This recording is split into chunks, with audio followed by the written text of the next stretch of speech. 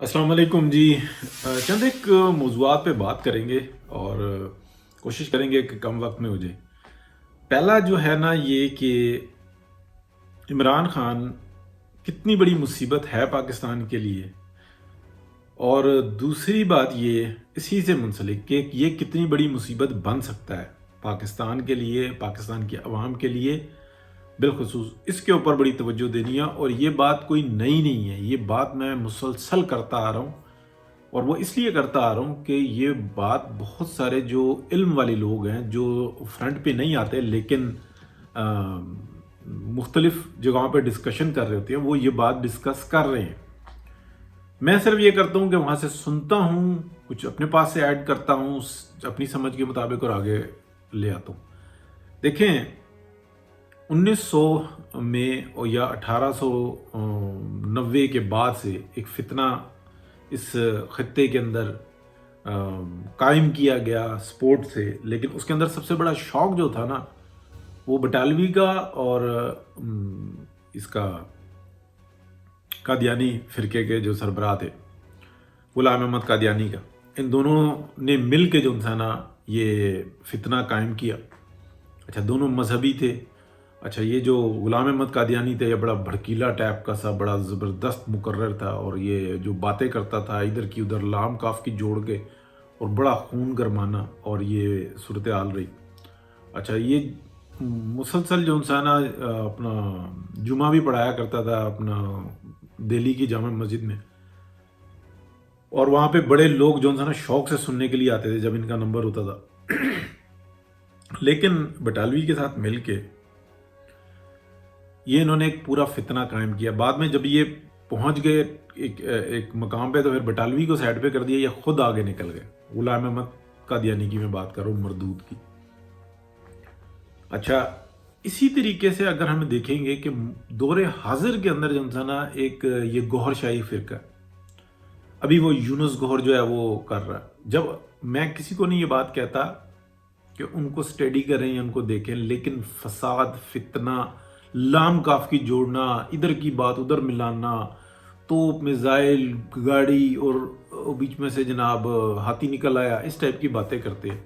और आखिर में ये बात की गारंटी देते हैं कि आप सब लोग जो हो ना, जो मर्जी गुनाह करो बस जन्नती हो, फंड्स देते रहो। और सेम पैटर्न के ऊपर ना दो फितनों के साथ तीसरा फितना है ये इमरान खान का। और तीनों फितनों के अंदर इनके प्लान मेकर्स जो उनसे है ना वो वही हैं जो इस वक्त इसराइल में है, उस वक्त वो मुख्तलिफ जगहों पे थे। 1900 की मैं बात कर रहा हूँ, गुलाम अहमद कादियानी के, लेकिन वो सरगर्म ऐसे ही थे। गौहर शाही के अंदर हाँ ये लोग बिल्कुल इसी तरह से थे। और इसके अलावा भी बहुत सारे फितने हैं, लेकिन ये ज़रा से थोड़े से आगे आए। तो अभी ये जो बातें हो रही हैं ना कि जहाज़ आ गया, इमरान खान को बाहर भेज दो और ऐसे कर लो, मेरा नहीं ख्याल कि इस तरीके का होगा, क्योंकि शुरू से मैं बताते आया हूँ, जो कि हम रीड कर रहे थे कि इसको कहा गया था कि अगर तुम एयरपोर्ट पे से या इधर हो गए हम फौरी अरेस्ट कर लेंगे और फिर किसी की कोई बात नहीं सुनेंगे, तुम्हें नहीं जाने की इजाज़त। और ये फैसला दुरुस्त है।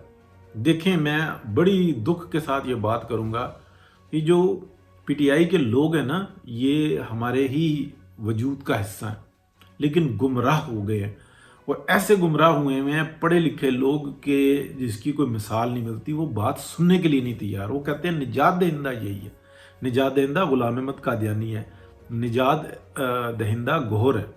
ठीक है, इसी तरीके से ये गौहर शाही बना, इसी तरीके से ये निजात दहिंदा इमरान खान है। तो ये एक साइंस है जिसके तहत जो है ना इसको लॉन्च किया गया था, और इसके अंदर पूरी की पूरी पाकिस्तान की स्टैब्लिशमेंट, अदलिया और बहुत सारे मुफाद परस्त लोग थे, और पूरा इंटरनेशनल मीडिया, यानी कि आप मैं नाम नहीं लेना चाह रहा तो ये डिज्नी करके अगला वर्ड मैं नहीं बोलता, यानी कि पूरा जो इंटरनेशनल मीडिया है और बाकी ये सारी सूरत हाल है। अब अगर इमरान खान को बाहर भेज देते हैं, तो यहाँ पे मैं मौजू ख़त्म करता हूँ, तो ये जो है ना बहुत बड़ा फितना बनेगा, इसलिए कि ये हकीकत है, ये हमारे सामने हकीकत है कि पाकिस्तान से बाहर रहने वाले जो यूथी हैं, जिनको हम यूथिया कहते हैं, यानी कि पीटीआई के जो फॉलोअर्स हैं, ان کی کثیر تعداد جو نا عمران خان آج کہے نا کہ میں نبی ہوں تو وہ اس پہ ایمان لے آئیں گے. اگر وہ یہ کہے نا کہ میں نبی بھی ہوں اور مجھے سجدہ بھی جائز ہے، وہ سجدہ بھی کریں گے. نعوذ باللہ، استغفر اللہ. اس لیے کہ وہ اس کو ایسا پورٹریٹ کیا گیا، اس کی تصویر ایسی بنائی گئی ہے، اور یہ بنائی ہماری اسٹیبلشمنٹ نے.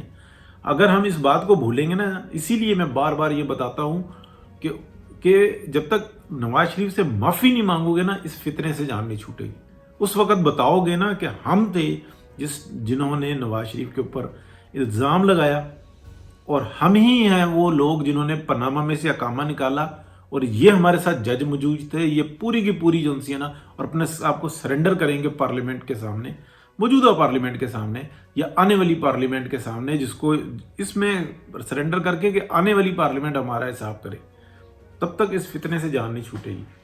یعنی کہ راکھ پہ سے جو انسان اگر یہ اسی طرح سے مر جاتا ہے تو پھر اور پرابلم بنتی ہے. تو یہ جو موضوع ہے نا، یہ بڑا سخت ہے. اگر یہ چلا گیا، یہ یونس گوہر شاہی کی طرح یہ بیٹھ جائے گا کہیں، اور پھر یہ جو انسان ہے اس کے خلاف جو مرضی بچے والی ویڈیو اور ایک بڑے کے ساتھ جو ویڈیو ہے وہ نکالو، بے شمار ویڈیو نکالو، سب کہیں گے یہ جھوٹ ہے، یہ ٹیکنالوجی ہے، یہ ہم اس کو مانتے ہی نہیں ہیں. وہ آڈیوز کو نہیں مانتے. پھر ہمارے ہاں سٹل دیکھیں نا، اس کی زہر کا اثر کیسے ظاہر کیا، یعنی کہ اس زہر کا جو پازیٹیو زہر ہے، ہماری جوڈیشری نے وہ کہتے ہیں کوئی مسئلہ نہیں، اس کا ذاتی فیل ہے، کوئی مسئلہ ہی نہیں. لیکن اگر کوئی دوسرا ہو تو بس پھر یہ تو انسانیت جنسانہ میدان میں آ گئی. تو یہ اگر عمران خان گیا نا تو یہ فساد ہی فساد ہے، اور نسلوں کا فساد ہے. یہ اس وقت جو ہے نا یہ زہر، یہ گوہر شاہی تو بہت چھوٹا سا، لیکن مرزیت سے بہت بڑا فتنہ بن چکا ہوا ہے. تو اس کو واحد اس کا طریقہ یہ ہے کہ پاکستان میں آرمی کورٹ میں نہیں، یہ بالکل فساد ہے. یہ کارپیٹ کے اوپر ان کے نیچے اور مٹی گھسانے والی بات ہے. یہ بندیال اور اس کے 7-8 جو یہ گروہ ہے، ان سب کو واش آؤٹ کرو. یہ جو chief justice Lahore high court ہے، اس کو فارغ کرو، اس کی ٹیم کو فارغ کرو، صفائی کرو، اور ایک ایگزیکٹو آرڈر کے تھرو کرو. فوج سرنڈر کرے اپنے آپ کو. اور یہ شہباز شریف صاحب سے فوری ریزائن لے کے نا، میاں نواز شریف جو اہل ترین بندہ ہے اس کو اپوائنٹ کریں، کم از کم اگلے الیکشن تک. کیونکہ ان میں وہ مادہ ہی نہیں ہے کہ جو یہ ایکشن لے سکے. بہت اچھے ایڈمنسٹریٹر ہیں لیکن مادہ نہیں ہے، اور زبردستی یہ بنے ہوئے ہیں. اور میاں نواز شریف نے پھر سرنڈر کیا. اس کے اوپر میں بہت بات کر چکا. واحد طریقہ یہ ہے کہ اس کو جو انسان ٹرائل کرو، اوپن کورٹ میں ٹرائل کرو. اور ایسا نہیں ہے کہ جس طریقے سے اس کو یہ مل رہی ہیں اس کو اریسٹ بھی کریں، لیکن یہ ہے کہ جیل کے اندر باقاعدہ اس کو پورا جو انسان سہولیات دیں کہ جس سے چاہے رابطہ کرے، جو مرضی چاہے ڈاکومنٹس منگوائے، اپنے پلان کے بارے میں بتائے، اور پراپرلی سوال جواب ہوں.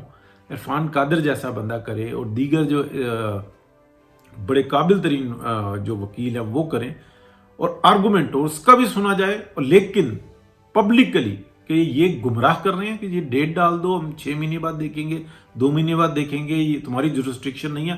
ہر جورسڈکشن ہو، ہر ایک، ہاں ایک یعنی کہ ٹرائل ہونا چاہیے. 1 ماہ کے تک ہو، 2 ماہ تک ہو، 3 ماہ تک ہو، اور پھر اس کو سزا ملنی چاہیے. یہ نہیں کہ کسی کے قتل کے الزام میں پھانسی. باقاعدہ قوم کو گمراہ کرنے کے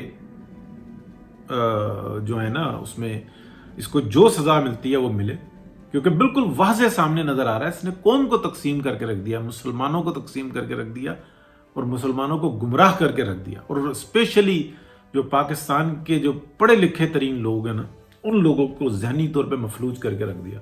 اور یہ اکیلا نہیں ہے، اس کے ساتھ پوری ویسٹرن اور شیطانی قوت ہے، سب ساتھ ہے. وہ شیطان وہ نہیں ہوتا کہ تسبیح مارنے والا شیطان. شیطان وہ ہوتا ہے جو عملی طور پہ شیطان ہوتا ہے. اگر آپ نے الومناتس کو اسٹڈی کیا ہو تو وہ کوئی شیطان کو مانتے ہیں، اس سے پاور لیتے ہیں، لیکن عملی طور پہ وہ ایکٹیو ہوتے ہیں. وہ ایک دوسرے کو ہیلپ کرتے ہیں، بڑے بڑے مقامات پہ پہنچاتے ہیں، اور شیطان کی پوجا کرتے ہیں. لیکن وہ عمل پہ یقین رکھتے ہیں. وہ کوئی ایسا نہیں ہے کہ کوئی یہاں پہ تسبیح پڑھی اور وہاں پہ کوئی چیز گر گئی، یا یہاں پہ کوئی دھواں اڑایا اور وہاں پہ کچھ اور ہو گیا، یا اس دھوئیں کے اثر سے نہ، وہ کچھ اور چیز ہے، اور یہی اصل حقیقت ہے. تو اس فتنے کو، اور اگر یہ کہیں کہ جی ہم یوں کر رہے تھے، سوچ رہے تھے، ہم فلانا کر رہے تھے، وہ نکل گیا، یہ بربادی ہے. جب تک پاکستان کے اندر اس گھنونے کام کو کرنے والی جو اسٹیبلشمنٹ ہے اگر احساس ہو گیا تو اپنے آپ کو سرنڈر کریں. اگر یہ چاہیں نا کہ ہمارے کاروبار چلتے رہیں، ہمارے ڈی ایچ اے بنتے رہیں، ہم زمینوں پہ قبضے کرتے رہیں، ہم آٹا، دال، چاول، چینی، دلیا ہر ایک کا کاروبار کرتے رہیں، ٹرانسپورٹ میں گھسے رہیں، ہم اپنی ایئر لائنز بناتے رہیں، ہم پلازے اپنے بناتے رہیں، کچھ بھی نہیں، ہر کاروبار سے سرنڈر کرنا پڑے گا، تب یہ پاکستان بچے گا، ادروائز نہیں بچے گا. اس لیے کہ لالچ جو انسی نے اتنی بڑی ہوئی ہے، طمع اتنا بڑھا ہوا ہے کہ کچھ بہتری نہیں ہونے والی اگر اپنے آپ کو سمجھتے ہو کہ پاکستانی ہیں. اور یہ بات نہیں کہ یہ سسٹم چل پائے گا، یہ سب عمارت جو انسی نا یہ اوپر آ کر گر جائے گی، ماں سوائے اس کے کہ چند لوگ جو ہیں یہ فرنٹ پہ، یہ جن کی جدادیں پاکستان سے باہر بن چکی ہوئی ہیں، یہ بچوں کو لے کے موو ہو جائیں گے. اس کے علاوہ اور کچھ نہیں بچنے والا. اور اس کی سب سے بڑی وجہ یہ بھی ہے، بہت لمبا ہو گیا، میں بات شارٹ کرنا چاہ رہا تھا، کہ یہ جو ٹائٹل آ گیا نا 9 مئی کا، اس کے بعد اصل ٹائٹل آئے گا. وہ ٹائٹل ہوگا جو جڑے کھیڑے گا، اور وہ آئے گا غریب آدمی کی وجہ کی طرف سے، اور وہ آئے گا باقاعدہ اصل سونامی آئے گی کہ تم قصوروار اور تم نے ہی ہمیشہ جو تھا نا ہمارا خون چوسا ہے، اور کوئی وجہ نہیں ہوگی کہ آپ اس کو، کوئی جسٹیفیکیشن نہیں ہوگی کہ آپ اس کو روکیں، کہ زور سے، زبردستی سے، کسی بھی طریقے سے روکیں. اس لیے کہ آپ نے آج بھی جو نا کارپیٹ کے نیچے مٹی ڈال رہے ہیں، اپنے گناہوں کو چھپا رہے ہیں، اور دوسرے کو وہ جو نا ٹائٹل دکھا کے یا اس کے چھوٹا موٹا ایکشن دکھا کے اور کوشش کر رہے ہیں. کچھ نہیں بہتر ہونے والا. ہاں اگر یہ بہتری ہو گئی اس وقت میں تو پھر پاکستان باقاعدہ ایک قوم بنے گا، اور امت مسلمہ کا یہ پہلا شاید کی سلطنت ہو جو کہ اٹھے اور پھر لیڈ کرے. تمام چیزیں موجود ہیں، تمام انرجی موجود ہے، قابل ترین دنیا کے لوگ موجود ہیں، محنتی لوگ موجود ہیں. یورپ میں آتے ہیں، امریکہ میں آتے ہیں، 14 گھنٹے کام کرتے ہیں اور 7 دن کام کرتے ہیں. یہ پاکستان میں نہیں کر سکتے. پاکستان میں اس عذاب کی وجہ سے، یہ جو پاکستان کے اوپر زبردستی کا مسلط کیا ہوا ہے، اور یہ برٹش آرمی جو چھوڑ کے گئی تھی اپنا گند، یہ اس کی وجہ سے ہے. بہت معذرت کے بعد، بہت تکلیف کے ساتھ یہ بات کر رہا ہوں، لیکن حقیقت یہی ہے. بہت شکریہ جی. بتایا میں نے، بہت لمبی بات کر دی کہ عمران خان اگر اب بچ کے نکل گیا نا، یہ جو باتیں ہو رہی ہیں جہاز آ گیا، یہ میرے علم میں کوئی نہیں آئی، یا کہیں سے میں نے ایسی بات نہیں سنی کہ جہاز آ گیا ہو. نہیں، کوئی جہاز جوز نہیں، اس کو جانے نہیں دینا، اس کو باقاعدہ ٹرائل کر کے اور اس کو سزا دینی ہے. ادروائز یہ فساد ہی فساد ہے. یہ ایسا نہیں ہے کہ یہ الطاف حسین کی طرح کمزور ہو جائے، یہ بہت بڑا شیطان ہے. اس کو اپنی ذات کے علاوہ کچھ نہیں نظر آتا. نہ یہ اپنے بچوں کا سگا ہے، نہ یہ اپنی بہنوں کا سگا ہے. یہ اس کوز کا سگا ہے صرف، جو اس کے دماغ میں فیڈ کر دی گئی ہے، جو جمائمہ کی فیملی نے اس کے دماغ میں فیڈ کی ہوئی ہے، اور یہ وہیں سے پروموٹ ہوتا ہوا یہاں تک پہنچا ہے. اگر آپ اس کی ہسٹری دیکھیں، اس کو دیکھیں کہ اس کو کس گند سے نکال کے اس کو کتنی عزت والی جگہ پر لے کے آئے. بے شک وہ عزت نیگیٹو ہے، لیکن عزت والی جگہ پہ لے کے آئے تو وہ فیملی لے کر آئی ہے جو ہزاروں سال سے یہ کام کر رہی ہے، ہزاروں سال سے. اور وہ آج بھی اسی جگہ پہ کھڑے ہوئے ہیں کہ یہ حق ہمارا تھا، کسی اور کا نہیں تھا. نعوذ باللہ. یہ جھگڑا ان کا انسانوں سے نہیں ہے. استغفر اللہ.